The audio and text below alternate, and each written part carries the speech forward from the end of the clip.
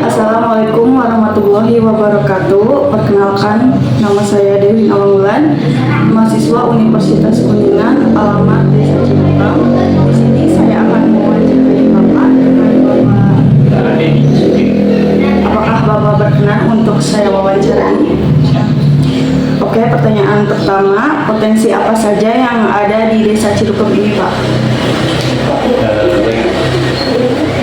Pertama-tama saya perkenalkan diri, sudah disampaikan, nama saya Dedi sendiri, kasih pemerintahan di Desa Cirukem.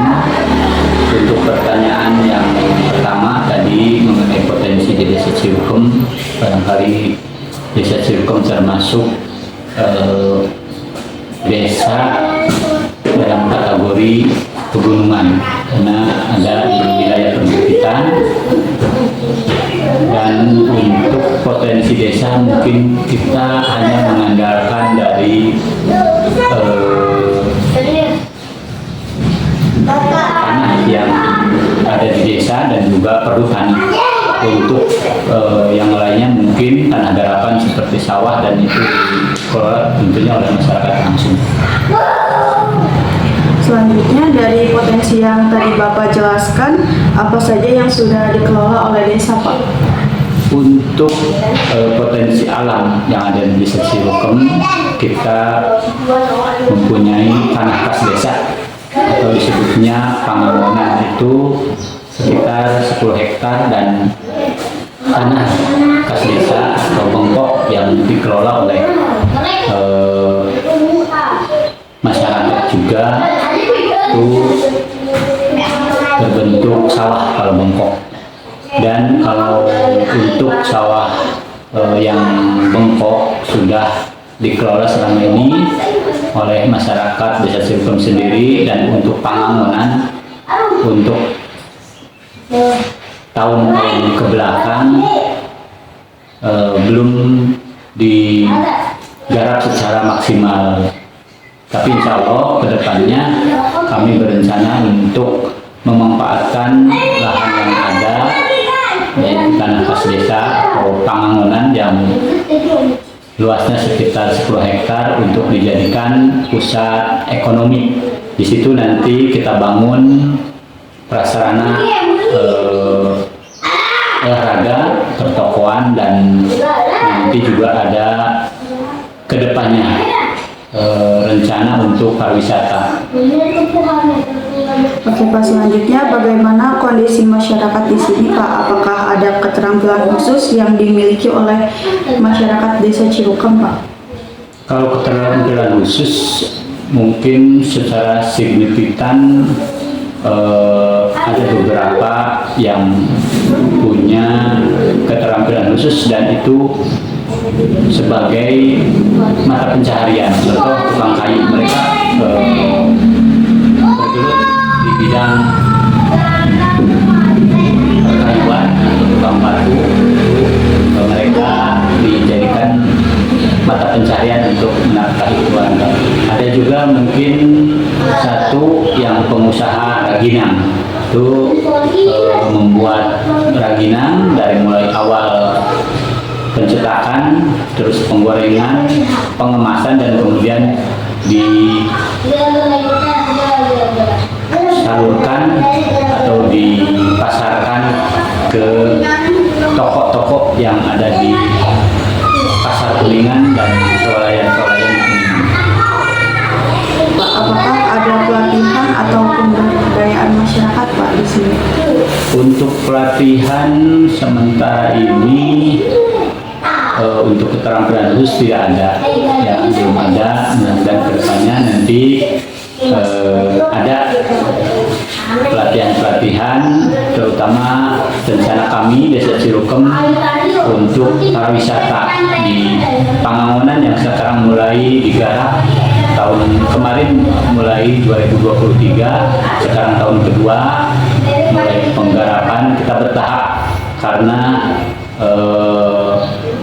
tahun ini baru bisa merealisasikan untuk TPT atau pemagaran pinggir lahan yang terutama yang akan dipakai untuk pusat perekonomian. Ya Pak, selanjutnya apakah ada potensi wisata Pak di Desa Cilukam? Bagaimana pengelolaannya jika ada Pak? Kami sudah merencanakan dan mengajukan ke kementerian untuk mendapatkan bantuan di Desa Cilukam untuk pengelolaannya ke depan seperti apa nanti setelah proses sekarang yang sedang dilaksanakan yaitu di Tanah Pangonan yang sekitar 10 hektar. Kami sudah sering melihat, mempelajari dan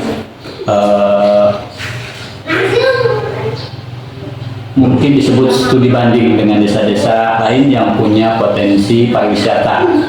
Desa Cilukam juga mudah-mudahan kedepannya bisa disebutnya mengkopi dari desa-desa yang telah berjalan pariwisatanya, terutama yang memanfaatkan unsur alam, karena yang akan dipakai untuk daerah pariwisata di Desa Cilukam yaitu Tanah Pangonan itu di perbukitan. Mudah-mudahan dorongan dan doa dari semuanya, cita-cita kami dari Pemda Cilukam untuk membangun Tanah Pembangunan menjadi sentra ekonomi dan tempat pariwisata bisa terrealisasi, terlaksana secepatnya, dan kami sudah mengajukan proposal ke kementerian untuk mendapatkan bantuan mengenai pariwisata. Selanjutnya, bagaimana kondisi infrastruktur di desa ini Pak, seperti jalan, listrik, dan juga air bersih? Alhamdulillah untuk jalan kita semua sudah hotmix, termasuk gang sudah hotmix. Itu pembangunan dari ADD secara bertahap. Setiap tahun kita menganggarkan untuk perbaikan jalan, dan walaupun memang ada beberapa ruas jalan yang rusak yang perlu perbaikan, tentunya pasti kami akan perbaiki. Yang selama ini secara keseluruhan jalan di jalan desa ataupun di gangnya itu alhamdulillah sudah baik. Untuk selanjutnya listrik sudah masuk listrik ya alhamdulillah Desa Cilukam. Air juga alhamdulillah kemarin ada bantuan dari Kementerian Pertahanan untuk pipanisasi air. Alhamdulillah ada 2 titik yang dapat bantuan dari Kementerian Pertahanan untuk air bersih. Alhamdulillah yang selama ini tadinya kalau musim kering, musim kemarau Desa Cilukam kekurangan air, sekarang memang tidak terlalu kekurangan karena ada pipanisasi yang telah dibangun bantuan dari Kementerian Pertahanan. Ya Pak, selanjutnya apa saja kegiatan ekonomi yang sudah berkembang di Desa Cilukam Pak? Untuk perekonomian di Desa Cilukam mungkin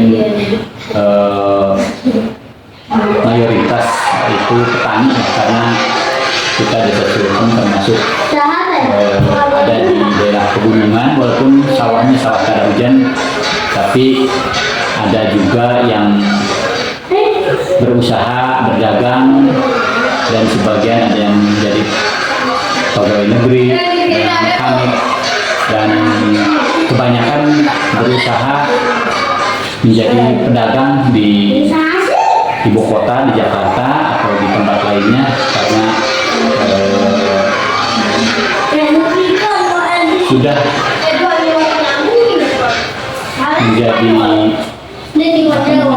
kalau Kuningan itu terkenal dengan warung kopi Indominya, karena termasuk penduduk Desa Cilukam juga ada sebagian yang berusaha di perantauan menjual kopi, Indomie, warkop seperti itu atau usaha yang lainnya. Pak, selanjutnya adakah potensi potensi ekonomi mungkin kita di desa mayoritas petanian yang penduduknya kadang ada yang berusaha ke Jakarta mungkin sudah optimal untuk lahan-lahan yang digarap oleh masyarakat. Tapi untuk tanah khas desa yang Pamongonan itu memang selama ini tidak potensial. Untuk itu kedepannya kami ingin memanfaatkan tanah Pamongonan itu untuk sentra ekonomi dan juga pusat pariwisata. Pak, selanjutnya apa saja program yang sudah berhasil dijalankan oleh Program yang selama ini mungkin tidak bersifat fisik ya, karena beberapa tahun belakangan, utamanya tahun ini, Cirebon mendapat bantuan atau menjadi lokasi khusus untuk pertama desa inklusif, kedua ada disebutnya FKUB, Forum Komunikasi Kerukunan Umat Beragama, karena desa Cirebon termasuk desa yang agama yang dianut oleh untuk warga desa Cirebon yang mayoritas Islam, kemudian ada juga yang Katolik, Kristen Protestan, dan juga ada Karun Sunda. Selanjutnya yang terakhir, potensi apa saja yang belum dikembangkan, apa hambatannya? Potensi kami karena di desa, terutama di daerah perbukitan seperti desa Cirebon dan sekitarnya, tentunya mengandalkan alam untuk potensi yang mungkin bisa digali. Untuk itu mulai tahun kemarin kami pemerintah desa Cirebon